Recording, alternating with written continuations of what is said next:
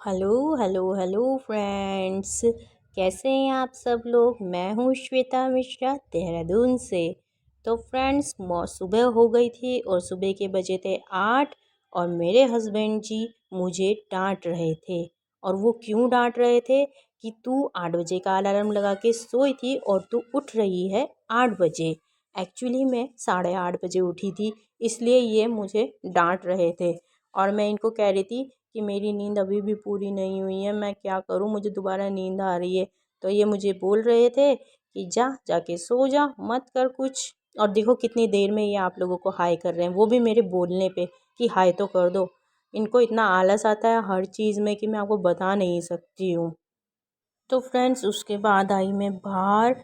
बाहर आके मैं इनसे कुछ बात कर रही थी।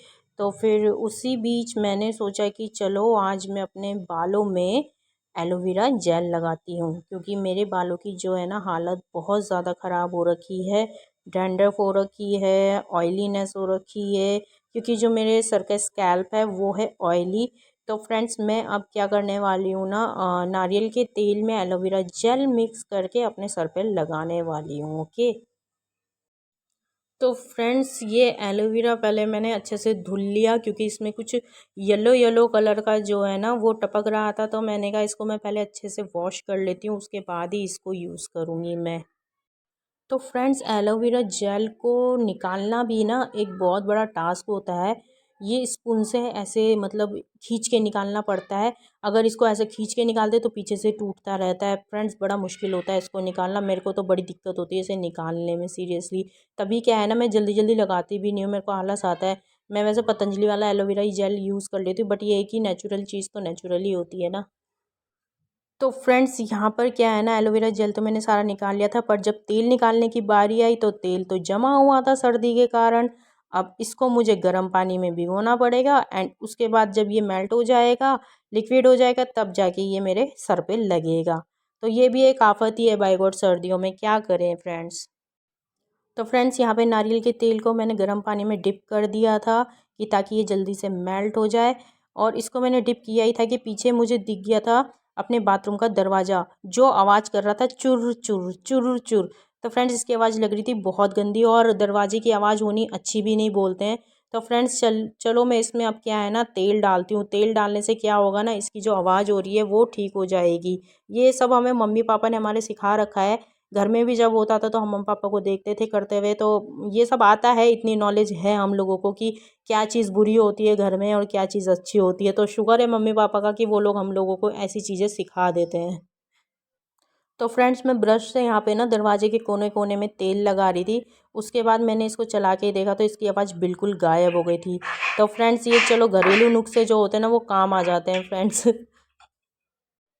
तो फ्रेंड्स यहाँ पे ना मेरा तेल हो गया था पूरा अच्छे से मेल्ट, और मैंने ये डाल दिया था जो मेरा एलोवेरा जेल मैंने निकाला था उसके अंदर। और मैं इसको मिक्सी में पीस के अच्छे से फिर अपने बालों में लगा लूँगी।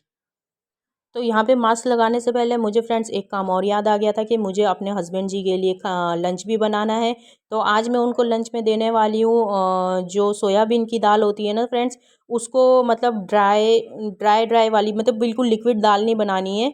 हल्का सा प्याज टमाटर डाल के ऐसे ही फ्राई करके मैं उनको देने वाली हूँ। थोड़ा सा हेल्थ का भी ध्यान रखना चाहिए ना, क्योंकि ये लोग बाहर रहते हैं, ये लोग इतना अच्छे से खा नहीं पाते। हम लोग तो घर में फिर भी खा पी लेते हैं, हस्बैंड लोग बेचारे कुछ खा नहीं पाते। तो मैंने कहा पहले मैं दाल चढ़ा देती हूँ, इसको बॉईल करने के लिए रख देती हूँ, उसके बाद अपने सर में जो है मैं पैक लगाऊंगी। ओके फ्रेंड्स, तो यहाँ पे कुकर में मेरी दाल चढ़ गई थी। तो फ्रेंड्स उसके बाद मैं आके बैठ गई थी बाहर धूप में, कि मैं चलो धूप में ही बैठ के अपने एलोवेरा जेल जो मैंने पैक बनाया है अपने सर के लिए वो मैं लगाती हूँ यहाँ पर बैठ के।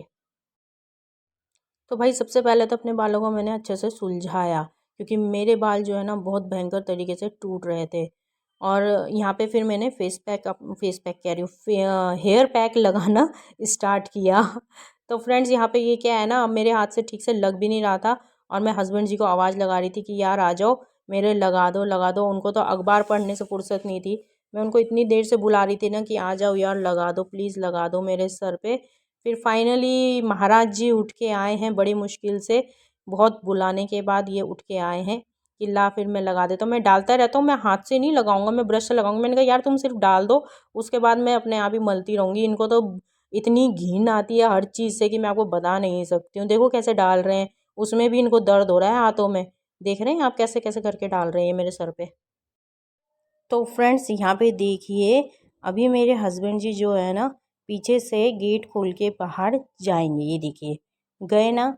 तो मैंने इनसे पूछा कि तुम बाहर क्या करने गए थे, तो ये मुझे पता है क्या कहते हैं कि मैं ना अपनी बॉडी दिखाने गया था।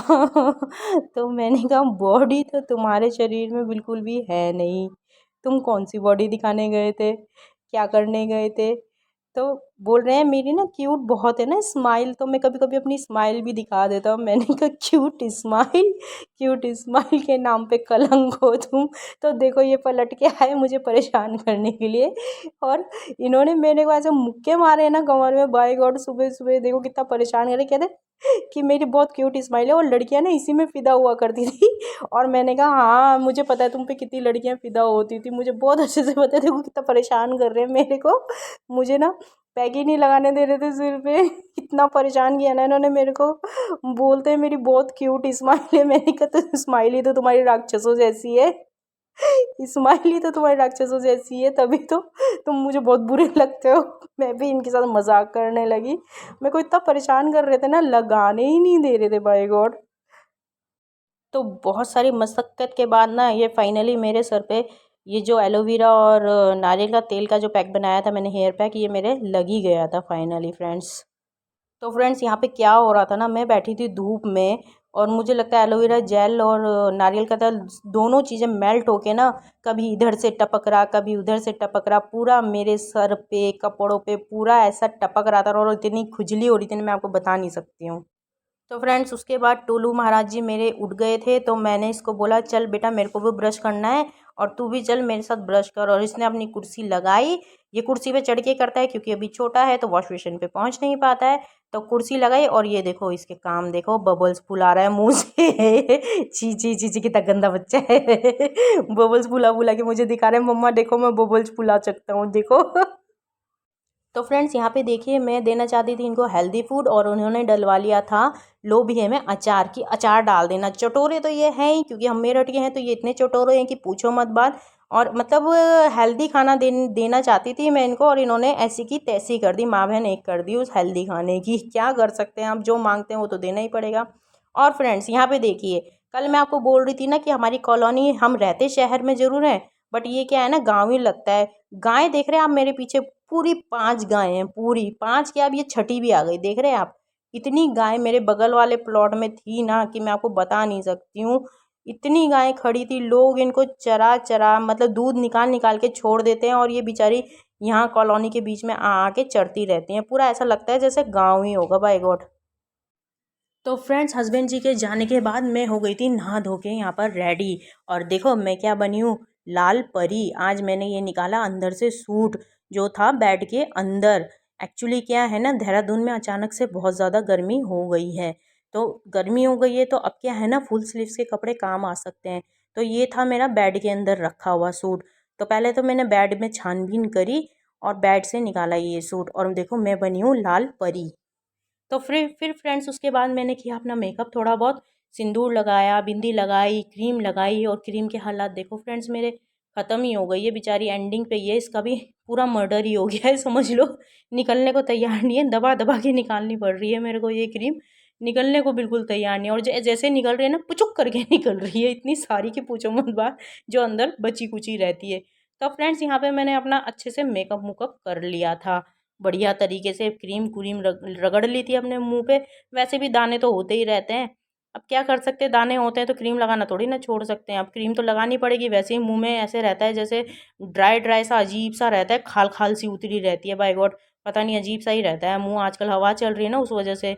तो फ्रेंड्स यहाँ पे मैंने अपने पति के नाम का सिंदूर भी अपनी मांग में भर लिया था, एंड थोड़ी सी मैंने लिपस्टिक भी लगा ही ली थी। मैंने कहा चलो लगा लेती हूँ, क्योंकि फिर मुझे आंटी डांटती है कि तू मेकअप मुकअप कुछ नहीं करती है, ना बिंदी लगाती है ना सिंदूर लगाती है, कुछ नहीं लगाती है, लगती भी नहीं है कि शादीशुदा होगी जैसे। तो फ्रेंड्स यहाँ पे मैंने अपने ज़रा होठ भी थोड़े से गुलाबी से कर लिए थे, देखो कितने प्यारे लग रहे हैं मेरे होठ, पाओ अपनी तारीफ खुद ही कर लेती हूँ। तो फ्रेंड्स उसके बाद मैंने ढूंढी बिंदी। बिंदी जो है ना मुझे जल्दी से मिलती नहीं है, क्योंकि मेरी बिंदी जो है ना इधर उधर पड़ी रहती है, सेट नहीं रहती है मेरी बिंदी बिल्कुल भी। और चलिए फ्रेंड्स, यहाँ पे मैंने अपने माथे पे बिंदी भी लगा ली थी। तो फ्रेंड्स, आप देख सकते हैं मेरे बाल यहाँ पे क्या रेशमी लग रहे हैं, गजब लग रहे हैं, एकदम गजब ढा रही हूँ मैं लाल सूट में, बिल्कुल लाल परी लग रही हूँ। देख सकते हैं आप कैसी मस्त लग रही हूँ मैं। तो चलिए फ्रेंड्स, आज का व्लॉग कर रहे हैं हम यहीं पे एंड। और आपको मेरा ये व्लॉग पसंद आया हो तो लाइक शेयर कमेंट ज़रूर कीजिएगा।